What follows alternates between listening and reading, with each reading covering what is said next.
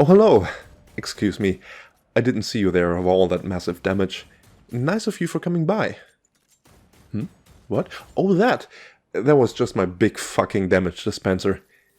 What that is? You want that too? Well, buckle up then, new players and old players alike. We are going to expand the size of the dwarven gun tests.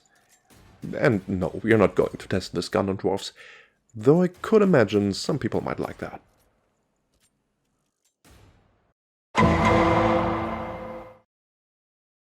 First of all, we need to play the Ranger Veteran. We get into the specifics later.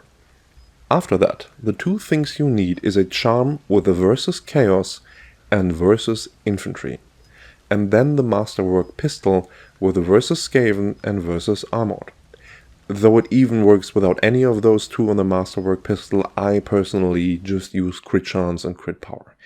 The damage is so high, the difference is just a choice. Don't worry, we won't need versus monsters to take care of them. We take care of that with a very specific trait that will help us later on. And not just in regards to monsters. Why those properties, you might ask? Well, with those properties, we will be able to cover basically every monster type, as well as every elite type in the game, ignoring any other enemy type, since they will just keel over from a single glance at that little fucker's muzzle flash.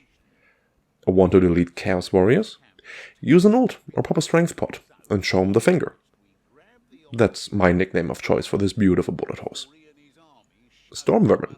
One shot and they become interns at the Darby space program. Here comes the best part.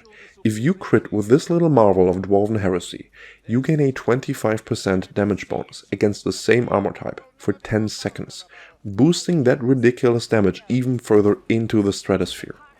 Because we will choose Hunter as our trademark trait. Kill the Stormworm with a crit.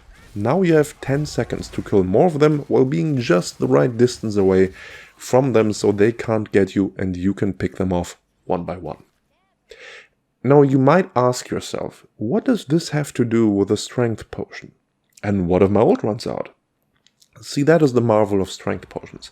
Because if you gulp down that piss-looking bottle of G-Fuel, it's GG for everything that wears armor and monsters. No matter the type, because your attacks become armor piercing. Go ahead, try it out with a swift bow. Chug it down and aim at an armored enemy's chest and watch the damage go through the roof. You run out of ult? Pop that badass and show Ripspreader the true meaning of champion.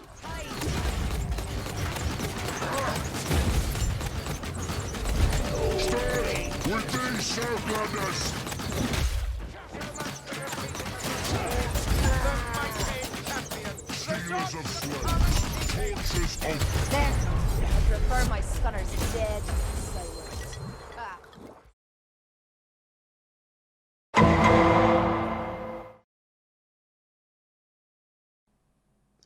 Alrighty, since you made it this far into the video, we can now reveal the way we spread the talents on everyone's favorite little dwarf that could.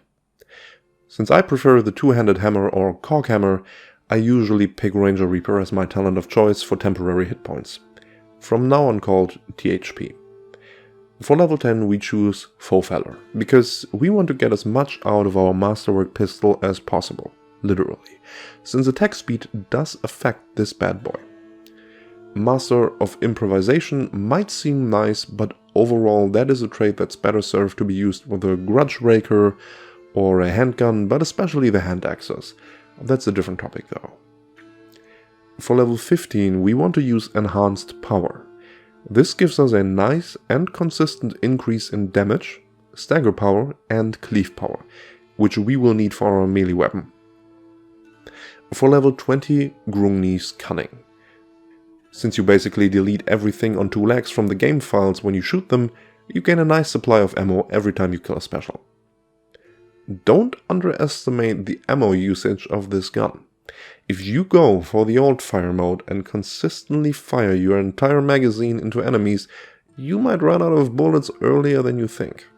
So keep in mind to always be topped up or as close to that as possible, for the anticipated moment a monster appears. On level 25 I use No Dawdling.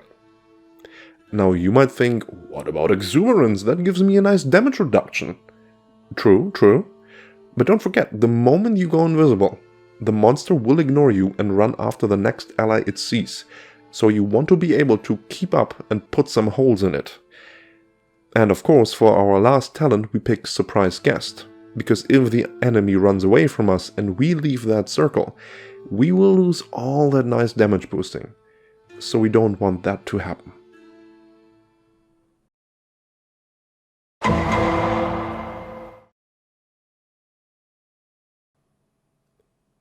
Here we are, close to the end of the essay. There are a few more things to cover before we start with the showcase, so I won't bog you down too much. We will make use of the Ranger Veteran's innate ability to essentially duplicate items.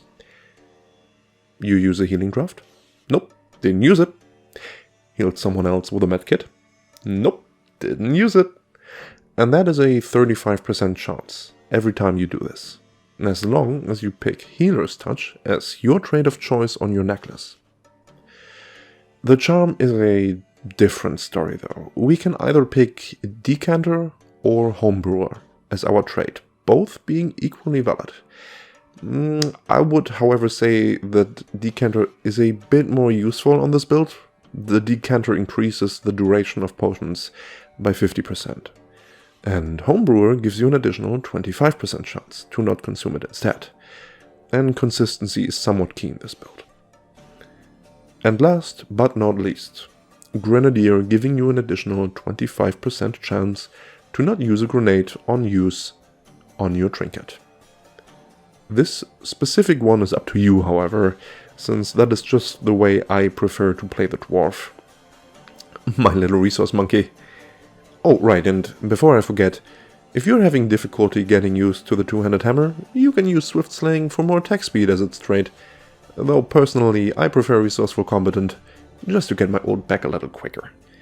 And if you don't feel safe with a two-handed hammer, you can instead pick the Shield and Hammer, though optimally,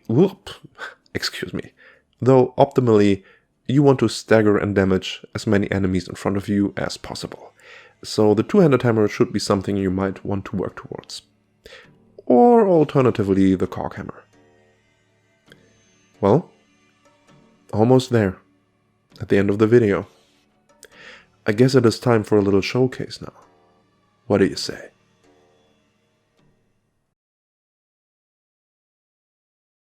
And burying his dreams of power, the Rockblood champion is more than eager to socialise. He's sending out scores of scouting parties just for us, and his sorcerers plead to their foul god to reveal our location. These efforts have left his camp a tad bit empty, so I suggest we grab the opportunity to pay him a visit before he and his army shows up at our door. I'm not sure this will be as easy as Lona made it out to be. This is an opportunity we must seize. The fiend will never be more vulnerable. My ears tire of lumberjanes. The pack sworn haven't even started cataloging. Let's go.